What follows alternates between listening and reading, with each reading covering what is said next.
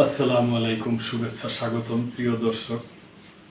বাংলাদেশের সংবাদ যে আপনারা জানেন যে ডক্টর ইউনূস এবং বিএনপির ভারপ্রাপ্ত চেয়ারম্যান তারেক রহমান সাহেব লন্ডন যে মিটিং হয়েছে, ওই মিটিংয়ের পরেই মনে হইতেছে যে দেশ একটা নির্বাচনী ট্রেনের মধ্যে উঠে গেছে আর কি। তো এই ব্যাপারে অন্যান্য সংস্কার কমিশনের সাথে যেইভাবে ডেইলি মিটিং হইতেছে আশানুরূপ, এবং রাজনৈতিক দলগুলো তাদের ভোটার প্রচারণা ব্যাপারেও তারা উদ্যোগী হয়েছে, ওই রকমই জাতীয় নাগরিক পার্টি এনসিপি তারাও উত্তরাঞ্চল থেকে শুরু করছে তাদের প্রচারণা।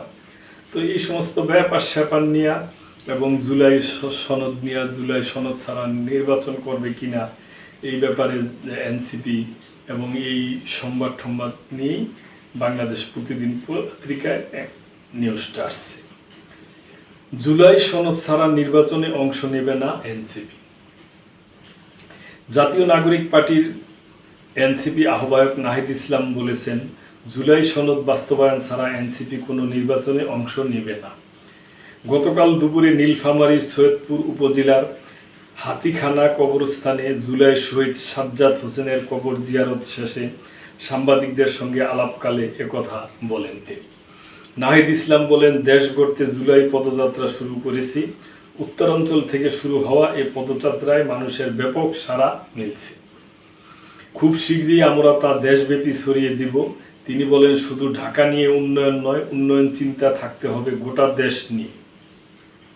ছাত্র জনতার আন্দোলনে ফ্যাসিস্ট সরকারের পতন হলেও মাফিয়াতন্ত্র শেষ হয়নি।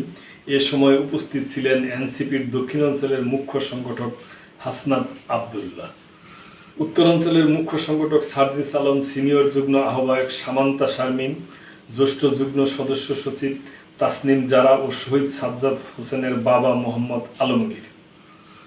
কবর জিয়ারতের সময় দোয়া পরিচালনা করেন নাহিদ ইসলাম। শহীদ সাজ্জাদ হোসেনের কবর জিয়ারত পর পদযাত্রাটি নীলফামারীর উদ্দেশ্যে যাত্রা করে।